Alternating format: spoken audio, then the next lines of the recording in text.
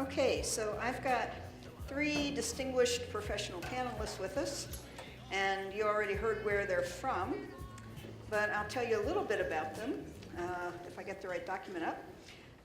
Let's see, Eaton is the mobile editor at CNN. He's based in Atlanta.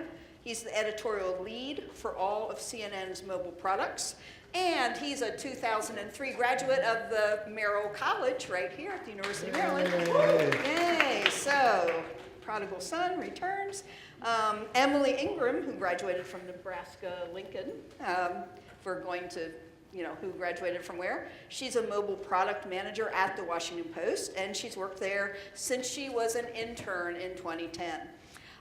Beth Parker is a reporter at Fox 5 in Washington, and she has won 2 Edward R. Murrow Awards for investigative reporting and 8 Emmys for investigative, feature, and daily news reporting. So these are our mobile panelists today.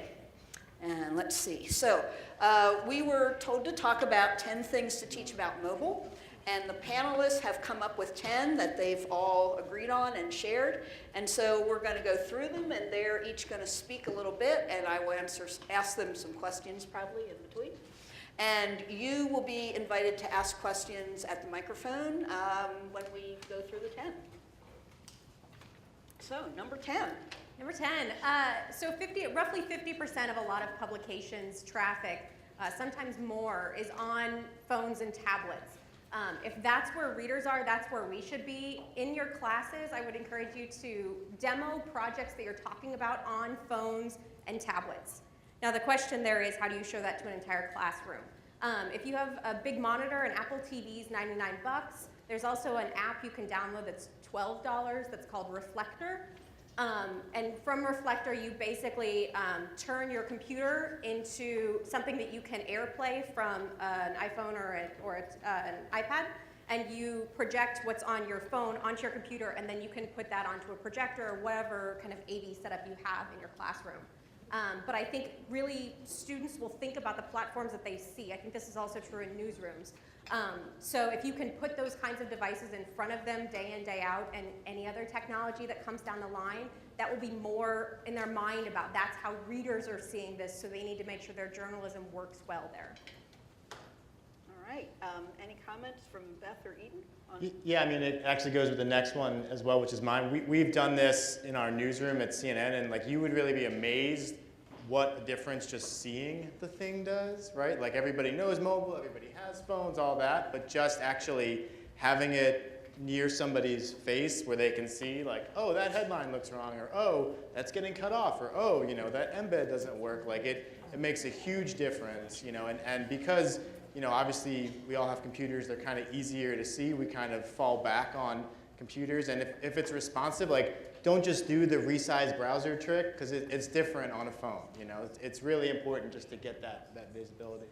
And I should say I fully stole the Reflector tip from Aton at ONA last year, so if any of you guys... But I stole it from Damon Kiso, the Boston Globe, so it's been passed around. Yeah. I looked up whether we could use it here, and the thing is, you do have to install it on both the phone or tablet, and it does work on a PC, but on the mobile device, it only works on iOS. Yeah. So should we go to number 9? So this kind of goes along with that, right? I mean, in terms of what can you do with your students, what assignments are there, and I think, how much time is sort of up to you, but just the idea of forcing them to be mobile only, right? You say, okay, for this day, for this hour, whatever, you are not allowed to use a computer. You can use a phone, you can use a tablet, but, just sort of force them to do it, and not just, do it, but also kind of track it. I would say encourage them to keep a journal as they're doing it, and so they're writing down, hey, what worked, where did they get frustrated? I tried to do X, but there was no way to do it on my phone, or hey, actually, this was much easier than, I usually do it on a computer. So you kind of make it an assignment, you sort of, get them to keep that journal, and then discuss it as a class. Come back and talk about those pain points. I'm sure you'll see similarities about, and it's not just news, right? It's everything. Because as Emily said, we're at CNN, we're now about 45% or so that is mobile in terms of our our users coming from mobile. You know, it's going to be over 50 soon. So that's where we're headed. And so I think really kind of forcing them to do that. And then as part of the discussion, you sort of come back and say, hey, what lessons can we draw for news organizations, right? Like where the pain points are in terms of maybe it's specific types of content. Maybe it's, hey, I always do X, Y, and Z in the morning, and when I try to do it on my phone, I couldn't. You know, I think that will really kind of get the discussion open and really sort of open their eyes to this is where we're going, and when you don't have, you know, the computer to kind of rely on, how does that change the way we consume news? What about the idea of the way certain news sites in particular don't look very good on mobile? Yeah. You know, if they're looking at examples or they're searching for certain things using just a phone or a tablet or both in the classroom, or you know, those who have Android and it's not playing well with Android. Are they gonna, do you think they'll like see something that they wouldn't normally see because they look at something in class that they wouldn't look at outside of class?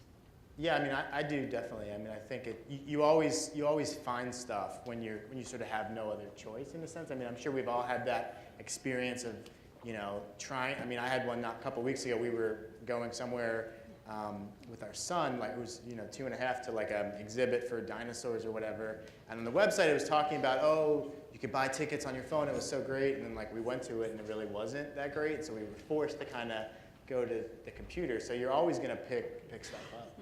I think also at this point, like I have an expectation that like I just expect things to work on those devices because like so much does. I was on, and I think it's a wonderful site and a wonderful thing, but I was on Donors Choose. And I was really having a trouble. I was trying to search for schools in DC because I was like, oh, I have credits, I can donate. So I was like looking, and it was really frustrating to me. And I thought, well, come on, like that. Of course, that should work. I think that kind of expectation, there needs to be that expectation among journalists that it just has to work because that's where we need to be at. It shouldn't be it's a plus that it works on mobile. It just needs to work. Bottom line. Let's go to number 8. You notice we're counting down like David Letterman. Yes. Because I think this was eaten. Yeah, this is mine as well. So first, this is a poll. How many people in here use an iPhone as their primary device? Raise your hand. Okay. And how many people use an Android? Or okay. So obviously, it's sort of it's getting close, but you know, I think probably journalists and maybe you know students. Everybody loves iPhones, iPads, right? But I think as you all know, globally, Android is much bigger. You know, so I think if you are somebody that uses iPhones a lot, you really need to force yourself and your students to use Android as well. This is something that I try to do in my role. Like I have, you know, sort of 2 phones, and I try to go, you know, if I'm traveling or something, only use the Android one for a little bit, only use, you know, the iPhone for, you know, for another part, because you'll start to learn stuff. I mean, actually, there is probably a lot cooler stuff you can do on Android, just because it's, you know, sort of more open. There are things like, you know, you've heard about the Pebble smartwatch. You know, it works for both, but on Android, you can actually dismiss notifications, you know, from the phone, whereas on iOS, you can just read it. So I think as we're preparing our students to, you know, to work in mobile, it's not just iPhones. I mean, in the US, they're big, so it's really important, you know, that you force them to do it. So maybe you create assignments around it. You know, maybe it's, you ask them, hey, how do you do this on iPhone or Android? Or you sort of, you know, as you talk more about usability or user experience, you talk about some of those differences. You know, so I think that really good to kind of force them out of their habits if they're mainly iOS. Okay, should we go to number 7?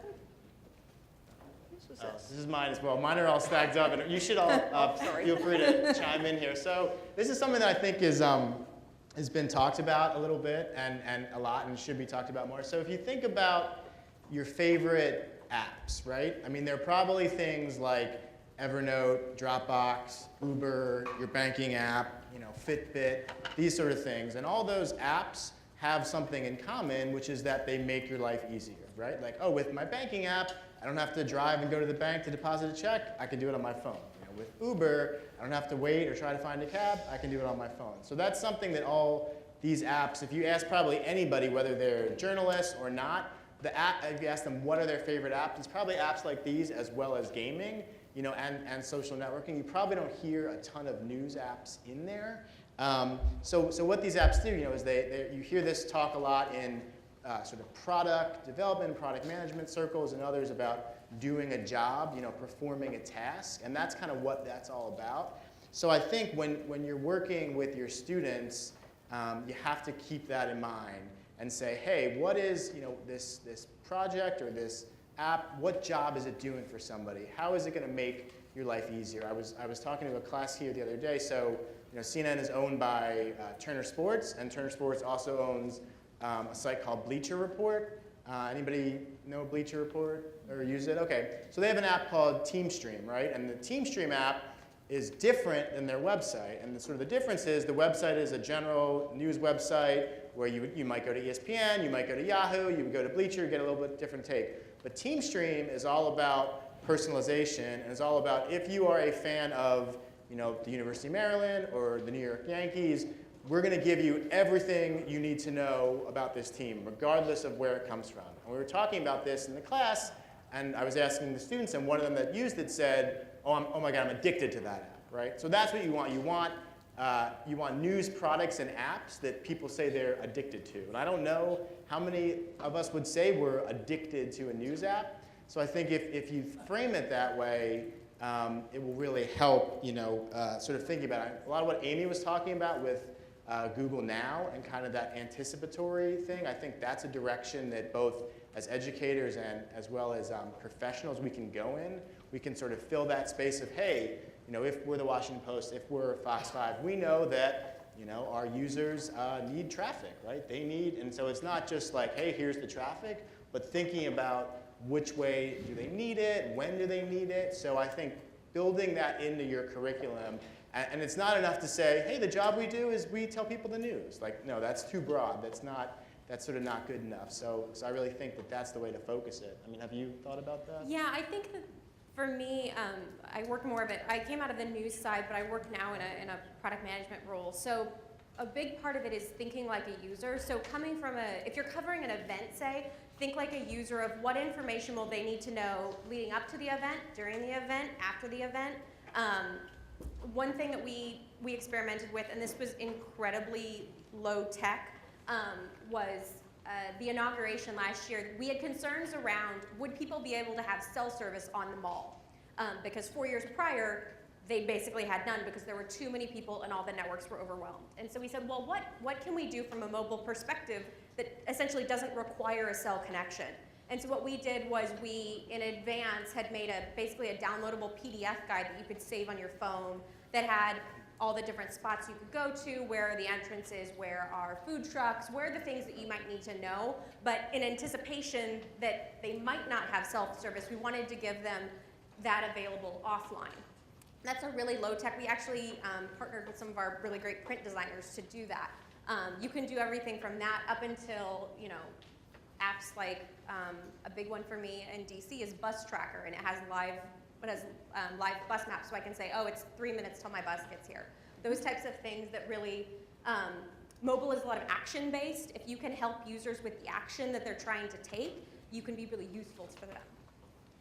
I was wondering, Beth we haven't come to her points yet. Are there any apps that you particularly depend on, like in your sort of day-to-day life? I mean, not necessarily work, but anything?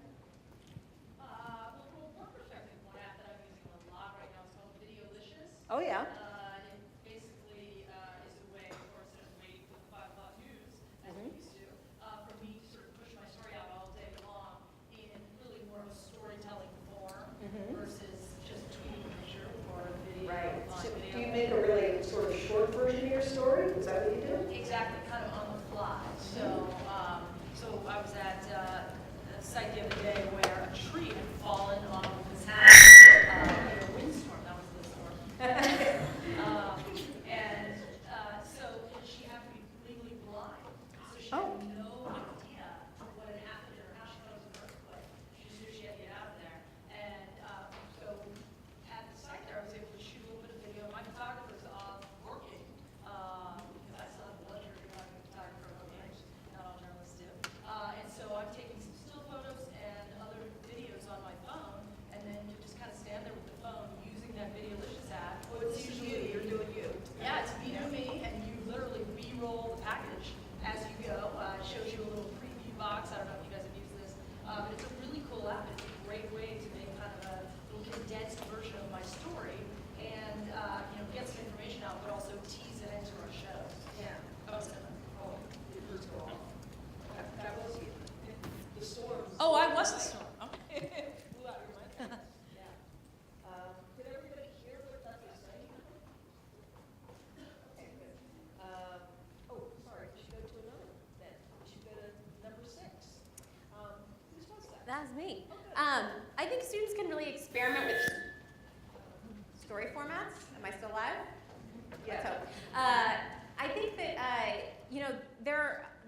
have to think about what works well on either a small screen or a tablet.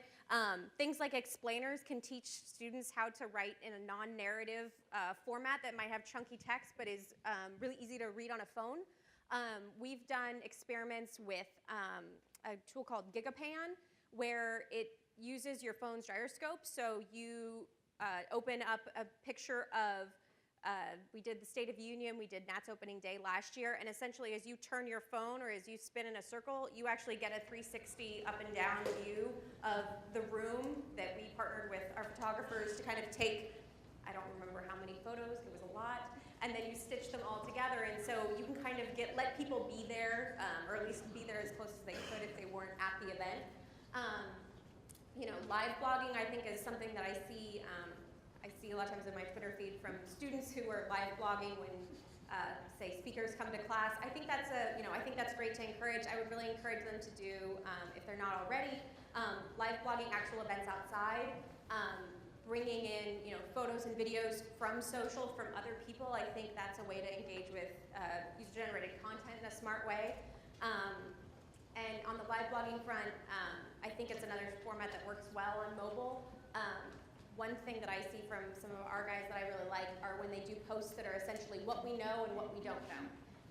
And that's not spreading unconfirmed information. It's saying, for instance, during Navy Yard, where everyone was just searching and searching for information, we didn't know the number of shooters. They were very clear about that.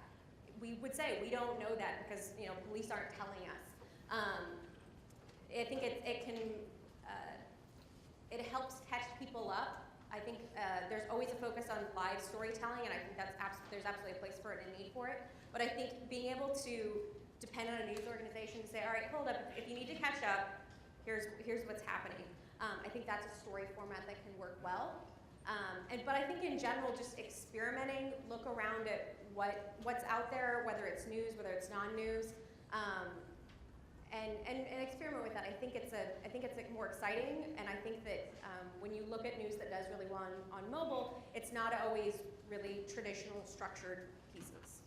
Yeah, I mean, I think this is really a big one for students and also for professionals because, I was really inspired this morning by Coach Hernandez's talk and also what Amy was saying because, so much we take from print or from the web or from TV and try to kind of jam it in. But this, with mobile, you have things that you could never do before, things like accelerometers, things like tapping in a location, all those things. So if you sort of, with your students, if you think about bringing it back to what the news is, and so say it's like, okay, there's a hurricane, right? So when we cover a hurricane, there are traditional things that we always do, types of stories, a list of things to prepare yourself, right? But and then immediately we sort of go to okay, that's a list, right? But it's really, don't think of it as the format of a list, but more, we need to tell people they need these things. And then there might be, so maybe then it's like, okay, this is the list of what you need, but maybe you bring in some kind of functionality where they can find, oh, what stores nearby have, blue tarps for your roof. Make it kind of useful. When you think about evacuation routes, and probably we've always sort of printed, hey, here is the evacuation route. But on a mobile phone, you might turn that into something you tap to get driving directions. So really sort of thinking about, what is the news event or what is going on, and then sort of not letting any of the preconceived and sort of historical notions of how we cover that event kind of creep in. And it's hard because you're just like, oh, what we could do, or, and definitely I'm a fan of looking at other stuff and kind of stealing, but just sort of thinking about and really putting yourself in that user's shoes of like, hey, if I am, an average person and I'm in my house and I'm on my phone and I'm like, oh crap, this hurricane is coming. What do I need to know? What do I need to do? And how can a news organization help me do that better?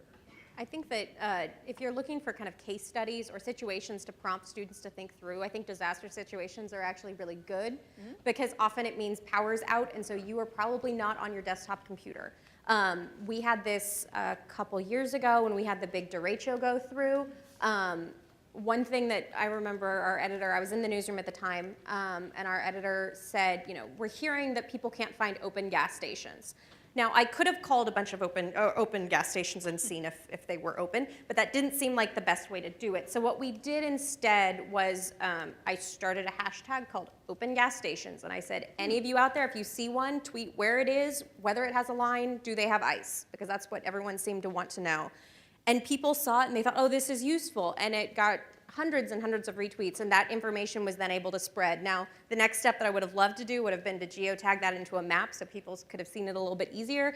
That wasn't really able to be done on deadline, but at least that hashtag was out there, and so people could, if you were lucky enough to be near one, you could kind of spread the wealth and get that information out there. People were doing that largely from their phones while they were at a gas station.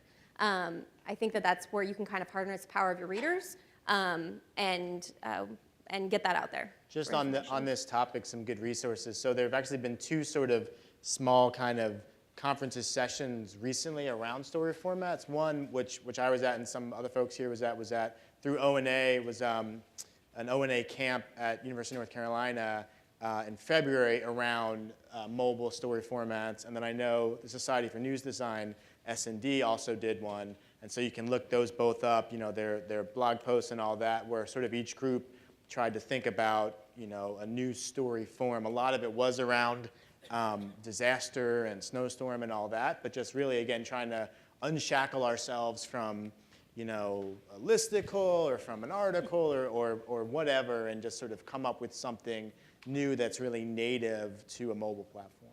One thing it's making me think of, I like the disaster scenario, but I'm also thinking, well, in non-disaster scenarios, are you proposing making, say, a mobile-only version of a story, or possibly a story that, kind of like a sidebar, or like a thing that's for mobile that never runs on TV, or that never runs in print?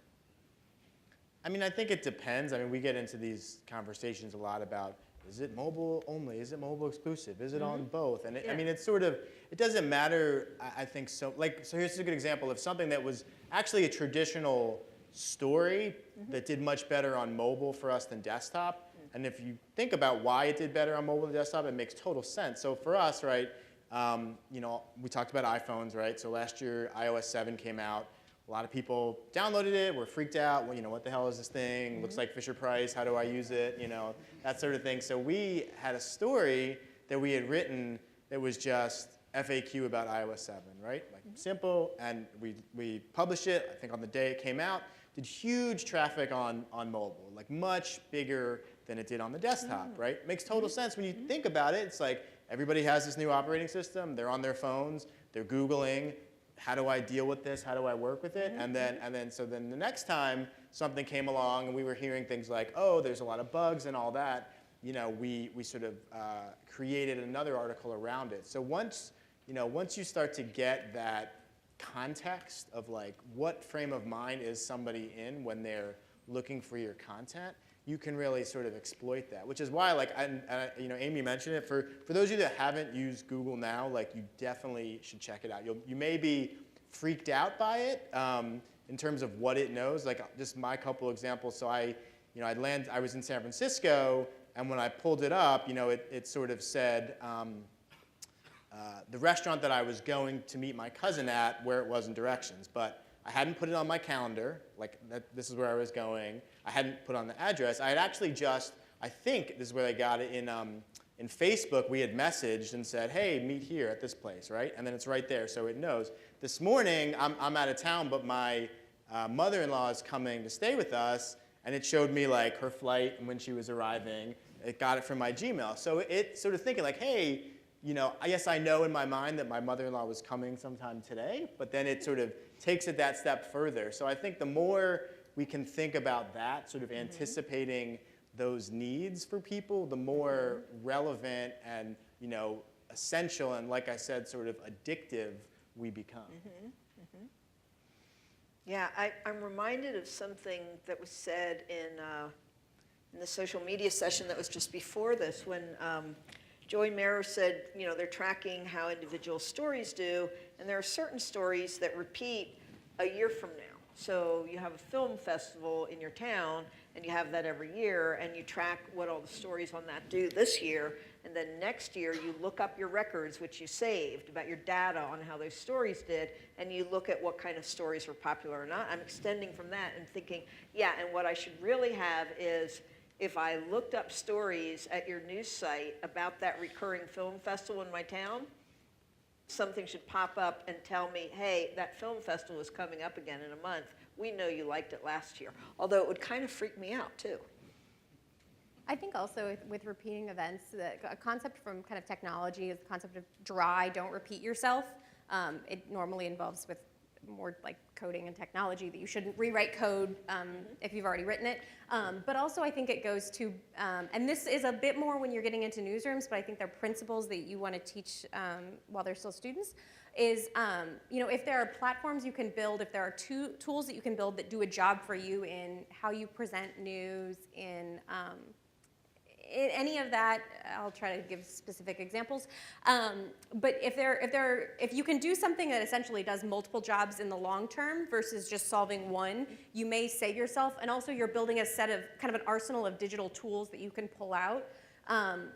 One of them we've done is called the Grid. The Grid is essentially a page that pulls in. You can pull in queries from tweets, Instagrams, our stories, our photos, our galleries, our videos, and what it does is it creates this really compelling page that you can look at, and it updates live automatically by doing all these queries to bring in information about a certain event. So the Cherry Blossom Festival is about to come up. I think we have one going for that.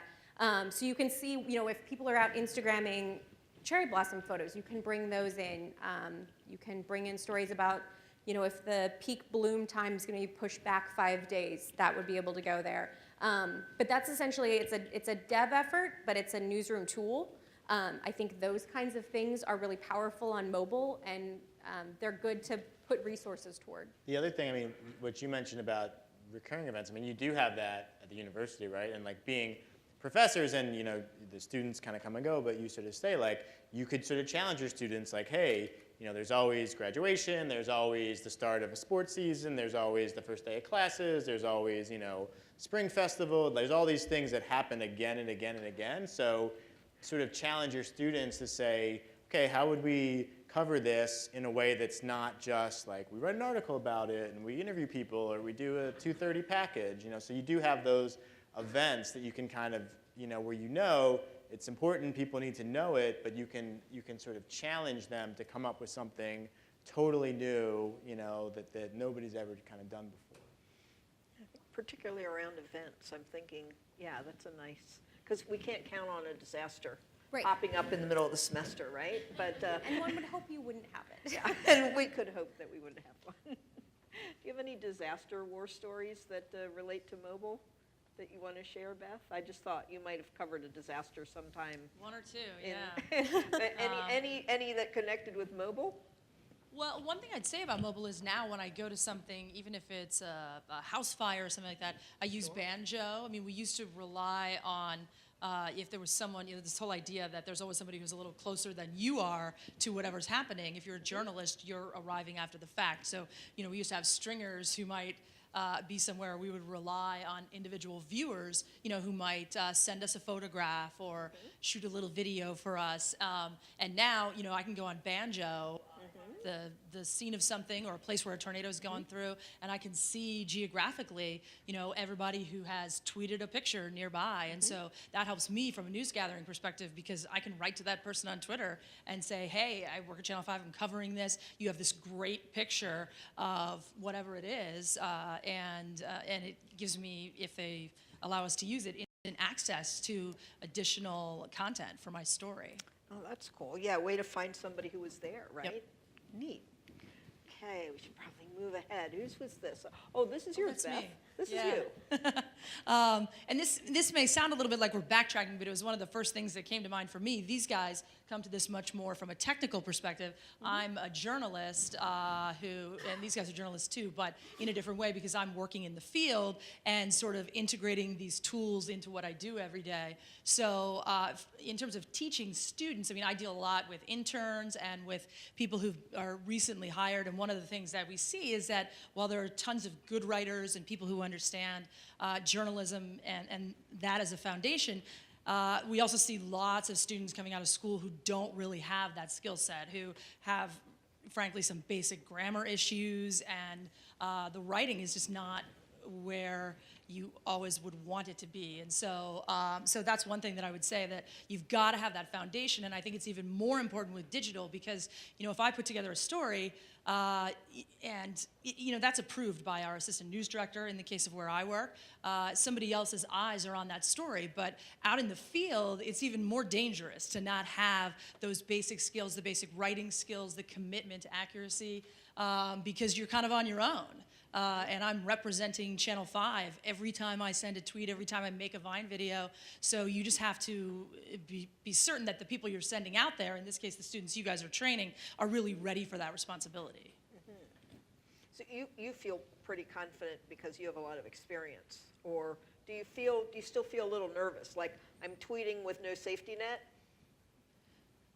Sometimes. It depends on what the topic is. I guess the times when it's most nerve-wracking is when you're at something that's kind of unfolding, and you're trying to beat your competition, but you also obviously want to be right, and you're generally distracted by what's also going on around you. You know, if I'm sitting at my desk writing my story, you know, I might have somebody sitting around me as a distraction, but you don't have a building blowing up or whatever it is, and so it's that can be a little bit nerve-wracking, but I try to return back to those skills of, you know, is it well written, and even to the point of storytelling, like making sure that you're not just showing a picture of the burning house, but finding, you know, some shot that really tells you something about that family or who lived there, and being able to kind of take it to the next level beyond just saying, here's a house on fire. It's like, here's a toy in the yard, or whatever it is that makes people connect personally and makes that story matter to them. In mobile form. Do you ever find that have you ever done that and like the geolocation thing wasn't working right and you realize you forgot to say where it was? Because I find students often forget to put some of those location cues on like photo captions. And it's like, people don't know where this is. Yeah, I think that does happen sometimes, and even with other stories in a full package that airs on the news, which people would also see on mobile. And we actually just crossed the line where people are seeing our stuff more on mobile than on desktops. It's been really recently. Ooh, wow. So I have to constantly be thinking about that, and as somebody who's been doing it for a while, it's a transition. Yeah, and like the random share, right? Fox 5 could be anywhere. Right? I mean, it could be anywhere in the U.S. And so, you know, it needs to say, what city are we looking at, particularly when it's in Hyattsville where, right? Yep, absolutely. Yeah. So let's I don't know whose is next. 4. Let's see. That's Whose me. is that? Is that yours? So in my job, I help manage development for our tablet and phone apps. So I look at a lot of apps. I think that if you're looking for inspiration, if you're looking to expand what students think of as possible on these platforms, you really want to look at non-news apps and look at ones beyond kind of the popular ones, whether it's Pandora or you know, Flickr is one that's, you know, super popular, but really start checking out the various tools that are out there and try to draw some either inspiration about what can be done or lessons for what it could mean for journalistic storytelling, how they could do their jobs. Some examples that I'll throw out there that you can check out.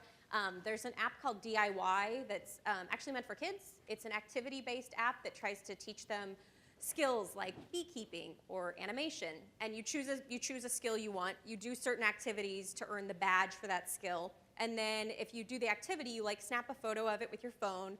And then other kids will go on and will like comment, like, that's a really great animation you made. Oh, cool. It's a really healthy community, which I think if you look at the comment section of a lot of news sites, it's an interesting thing to compare it to. It's also activity-based learning. Could you take that approach to news? Could you teach some concept of hard news, something that people don't get understand very easily? Could you take activity-based learning and apply it to news? Things like that they're not in common story format. It's an experiment, but you will find that if you look at other apps outside of news apps. And I don't just say this because of our owner.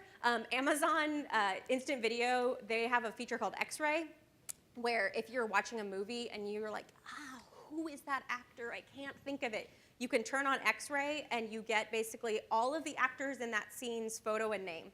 And as actors enter and exit the scene, they change. You can see things. So they've basically, I'm guessing, time-coded all of these different movies with when actors are in. Wow. If you kind of extrapolate out for that, what is that essentially? It's layering data on video. There are news applications for that. And so I think you can find really exciting things in non-news apps that can give you ideas to apply in your classroom.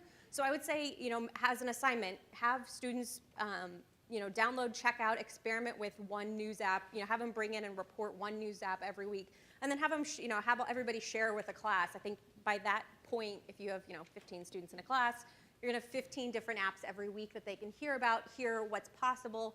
I think that the more you look to the tech industry of what they're doing on these platforms, the more inspiration you'll have for what's possible. Ahead to number 3. We're winding down. Oh, is this yours? This is me Beth. as well. So this is something that's really evolved for me as a journalist, because in the past I was mostly worried about the editorial content, even though I love the pictures and the nat sound. And obviously, as mobile has emerged, I've had to kind of think about wearing a lot more hats. One part of it is something that you can convey to students, because I'm dealing constantly with our mobile folks, and I'm calling them or shooting them an email saying, hey, I am out on this story, and I think this would really travel on the web. So I talk to them all the time, like, here's why I think this would, or I just did this interview with this guy. No, I know normally we wouldn't post a raw interview, the whole thing, but this guy was so compelling, and here's why, and you should put this on the web. So, one of the new hats that I'm wearing and that your students are going to be wearing if they do what I do is to constantly try to drive those numbers. And also to think in the field about the different things that you're doing, going back to what I was talking about earlier, being able to shoot some video and take pictures, even if you have the luxury of having a photographer with you. One example that I was thinking about from this week is in DC, we had our mayor was unseated in the Democratic primary, and he still has not conceded or called his opponent. So I guess what are we, 4 days in, waiting for concession, technically. And so the other day, the two of them ended up at the same event together. And it was an event that wouldn't have normally been covered. And the person who was moderating the event asked them both to come up on stage. They were actually part of the audience. Well, there's this moment then that happens where he's never acknowledged, really, that she won this race. And now here they are, 48 hours later, on stage together. And this moment where they're forced to shake hands with each other. And, if I have a phone and I'm there by myself, covering sort of the editorial side of it and not the pictures, that's the picture of the day, to have that shot. And I didn't see it. I don't know. I think that everything that I've seen from that was them standing on the stage with the person who was moderating kind of in between them. But I don't think anybody captured this handshake photo. And that's a perfect example where if you could, that's the moment, and if you could snap it, you have to be the reporter, the photographer, and everything, and then recognize, wow, if I can get that shot and tweet that shot, it's going to be retweeted like crazy all over. So, Mindy, since you're our resident academic on the panel, Yeah. I'll turn the tables and ask you. I mean, Uh-oh. how do you prepare your students to wear many hats? Where there's like a couple of one thing happening is we talk about specialization, and it's better not to just be I want to be a reporter, but I want to be a finance reporter. So how do you sort of reconcile, how do you train them to wear hats while also not having them just be sort of too broad and that sort of thing? Yeah. That's a really, these guys all know that's a hard question, right? But one thing is that even in a required class, that's just, this is like the basic reporting class or the basic editing class that everybody has to take, and it used to be focused on just that one kind of thing. whether it was print or it was broadcast or whatever. It's like, I think one of our best bets is you have to include certain assignments that are, you must do this other thing this other way. Like, you know, in the writing class, one of your assignments has to be, this is the no writing assignment, and it's all photo. Or you go out with your phone and you have to interview people holding your phone and get their interview on camera and bring it back and not take any notes while you're talking to them, and bring that back and see if you got enough from that. Or take the notes and then do the video or whatever, you know, this kind of thing where you have to like push them with specific assignments where they're not allowed to default to the thing they're comfortable with. And I think you guys all know this, right? Because they'll often default to the thing that, especially with this, this obsession so many of them have with getting an A, you know, they're gonna die if they don't get an A. And I think sometimes those aren't actually our best journalists, right? Our best journalists are perfectly happy to get a C or even fail the class. They just don't like to take it over because they're like busy experimenting or chasing another story or something. For, you know, the vast majority of students, if you don't require them to do the different thing, they won't. And so that's the best answer I can think of on the spot. That's right. We have reporters at Channel 5 who've just been forced to get on Twitter, so it doesn't end. That's it. Yeah, it does. That's right. It doesn't end in your career. I've heard from so many print reporters, and I'm sure it happens to TV reporters too, they got their first job or possibly their second job, and they were expected to write a blog in addition to their normal everyday news stories. And they had never, ever blogged before. Of course, that's less common, right? But over the past few years, I've heard these stories. You know, when I got there, they said, oh yeah, you're the education reporter, and also there's a blog that goes with that beat, and you have to blog, you know, we expect you to blog at least once a day. And the reporter was totally shocked by that. But, you know, you adapt and you learn, and now there's other things. Like now, it's like now you have to like make a video every day, even though you were never trained to do anything with video. Let's move ahead so we have some time for questions. Number 2, This is me. That? Okay. I think that a concept that's really great to instill in students is the concept of iteration. So you're constantly working on a project, making it better. Your first version is not necessarily your last. And a way to get there is to require usability and functionality testing for any of your projects across platforms. At this stage, and I'm not sure if Eitan, you probably experience this too, there's still some fragmentation in the mobile marketplace in such a way that something that works on an iPhone may not work on an Android 4.1 in one browser versus another. So that's the function. That's kind of the functionality question of, does it work across the board? And if it doesn't, it needs to. So, you know, dig in and work on that. And this applies really for graphics and design projects specifically. I think usability is another one, and this gets back to putting yourself in the user's shoes. If your navigational elements are hard to tap, if you know, if what you're wanting, if the kind of call to action of whatever graphic, whatever call to action the graphic has, if that's not obvious to a user, that's a problem. You'll find that with usability testing. So, you know, it can be something really informal where you basically, you know, load it on your phone and give it to somebody who's never seen it and say, all right, you know, play around, what would you do? And if they can't figure it out, it's a problem. It can also be something more formal where if you, I know a lot of you probably have advertising programs also in your colleges. Often they'll do focus groups where they have rooms set up where basically a mirror in between. So you can put somebody in one room, have students in the other room, and see, you know, see how they're using an app or how they're using some graphic. And then take those lessons from whatever testing you have and then iterate on that, improve whatever the project is they're working on. I would say usability, functionality, and speed. Those are all things you'll find through testing. And they're all things that pretty much any project version 1, you can improve upon all of them in version 2.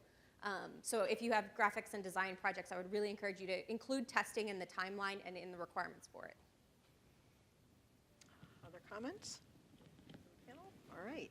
And the number 1 thing on our 10 things to think about mobile, I think this one was Eaton's. Yeah, so I mean, this kind of sums up a lot of what we're talking about. And I'll give you a quick story. So I recently hired a mobile producer on my team.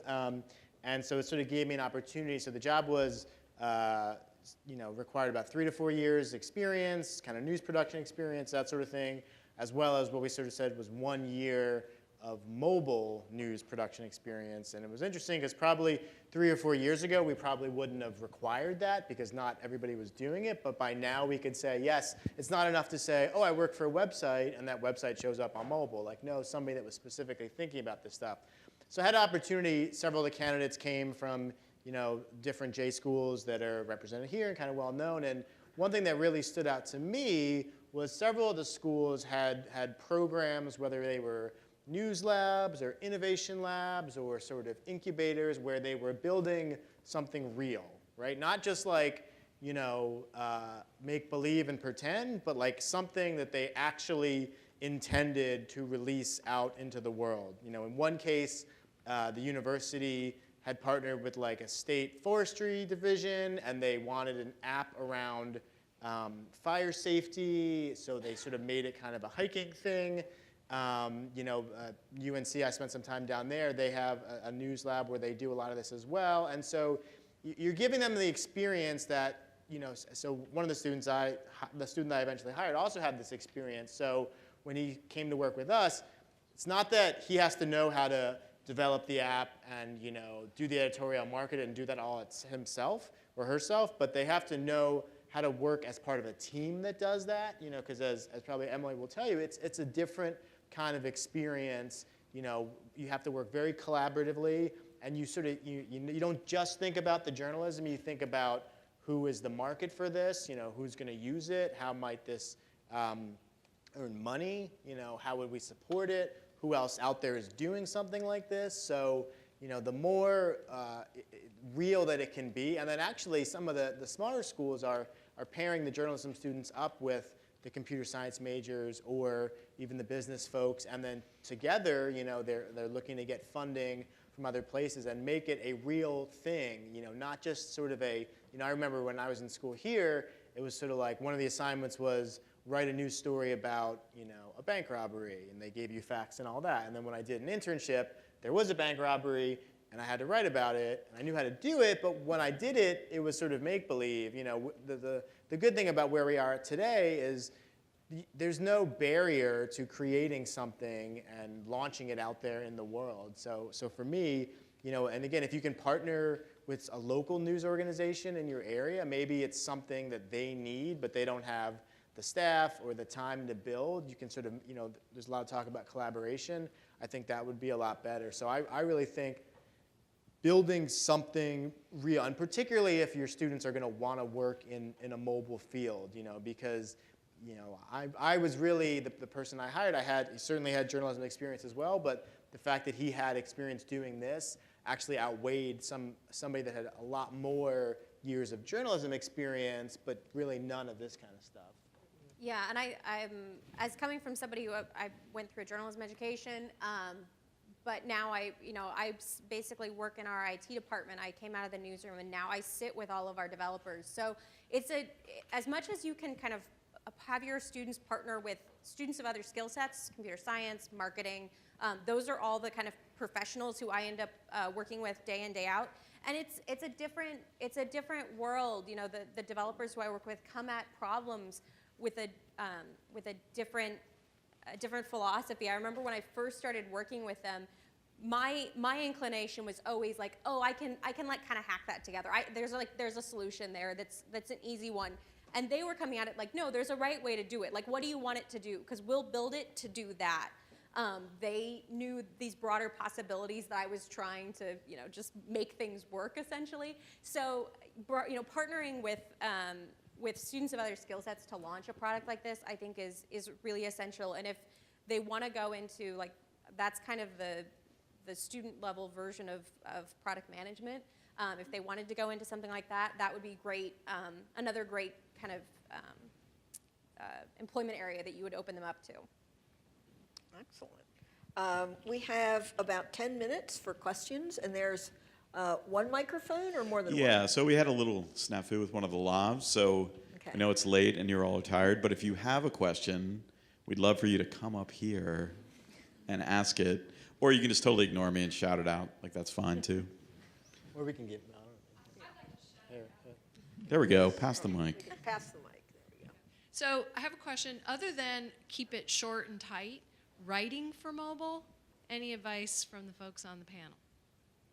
Yeah, I mean, it's interesting. It's a question that comes up a lot, and I think there's a thought that like, oh, it's mobile, it has to be short. And it's like, okay, it's not that everybody reading news on a phone is in line at Starbucks, right? Like, there's certainly a lot of people that are, and that's a behavior, but I mean, I know I've read entire books on my phone, I've watched entire movies, so to me it's more about what is the promise of that, right? Like if you see an article that's, you know, like this panel, right? 10 things to teach about mobile, like hopefully we gave you that, right? You can't say we didn't, you know? So in our news stories, and certainly folks go overboard with it a little bit, so it has to be compelling and keep you reading, and there certainly is a place for short things, but I really don't think there's any hard and fast rule, you know, about it. I think with headlines and photos in particular are important. Like for us, looking this past week at CNN with the Fort Hood shooting, I know that the behavior a lot on particularly our mobile website is people kind of checking in to sort of say,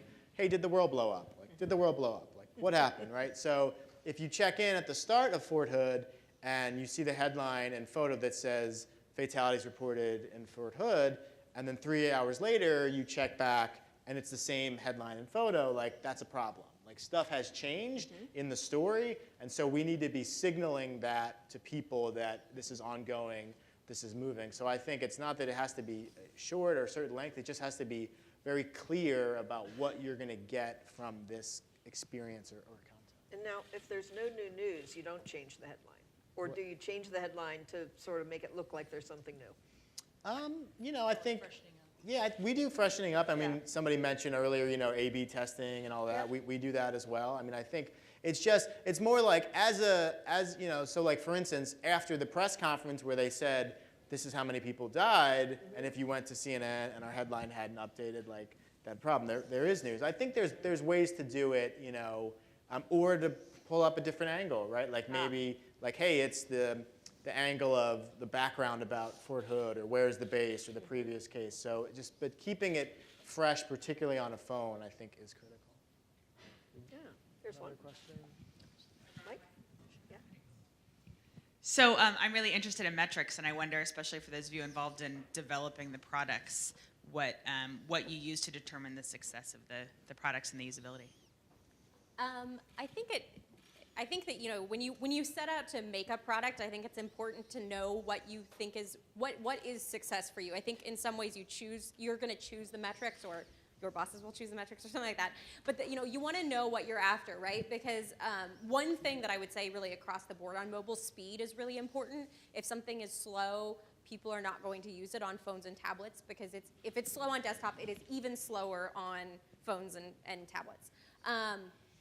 So, you know, if what you're looking for is repeat users, that's one thing. If it's, you know, strictly page views, that's one. If it's speed, that's another. I think that, you know, if from a development standpoint, things like speed, things like, you know, I think it's interesting, stories that a number of users have read. I think you see very different metrics or very different traffic patterns on the web versus apps, largely because of the social influence. If you tap a link on Twitter on your phone, you're probably going to that news organization's website. Versus if you choose to go into an app, you're kind of choosing to go into that walled garden. You're probably a more regular reader. So I think you want to keep that just natural habits in mind when you're setting up those metrics. And I realize this is sort of dodging the question, but I think you need to figure out at the start what the metrics are, because if you don't, and then your product launches and then people say, is it a success? There are so many numbers out there that you could choose from. You can write any story you want, but one that I would emphasize is speed. Over here. Hello.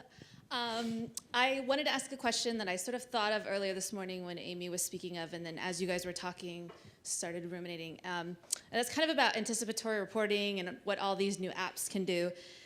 And I just haven't heard at all any concern about privacy. And here's why I ask. First of all, there was that report that came out about how journalists are targeted more than any other group by hackers. And then also, a Harris poll came out today that said of the people that they polled, half the people are really concerned about their personal privacy and have gone on the internet less, related to these NSA leaks and the fact that these large companies are giving access to the government. And then a quarter of them are emailing less because they're nervous about their privacy.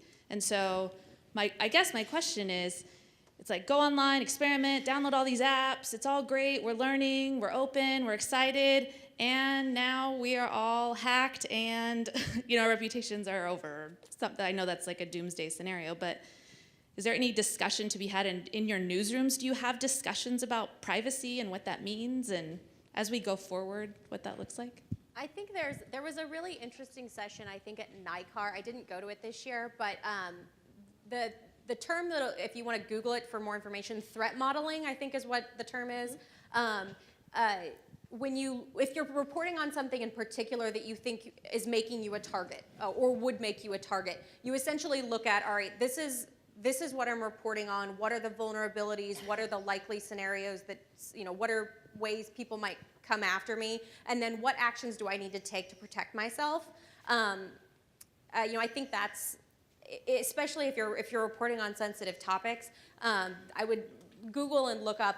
It's kind of outside of my purview because I don't really do a lot of threat modeling, but I know that's something that for reporters that do focus on really controversial topics, yes, like I think there's a much higher awareness and actions that they take to secure themselves.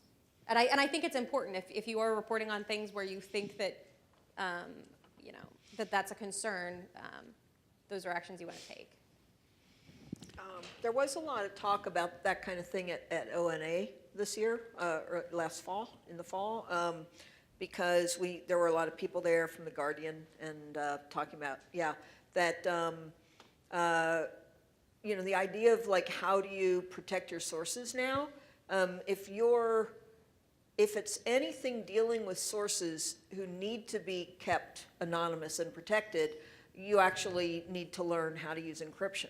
And you're not going to communicate with your source on like WhatsApp, because you can't trust anything like that, right? Like you would need to go into serious encryption or like meet them in the parking garage, right? I mean, you can't communicate with sources on unencrypted data channels because those communications won't be safe. And this is something, who's teaching their students that? But that's a reality. This whole idea of, your sources cannot be protected unless you're using encryption. And even within a news organization, if I knew all of the details on how, I don't really have any hands-on involvement in any of the more like highly secretive projects that we work on. I probably shouldn't be somebody that knows all the steps that they're taking, right? Because then you might be able to, know how to subvert them. Like you do purposefully keep those things, if it's really highly sensitive, you do keep it close to the vest and you limit the number of people, even within your news organization, that are involved. Yeah. So probably have time for one more question. One more? Or if not, we can wrap up. No. All right, let's give our panelists a big round of applause.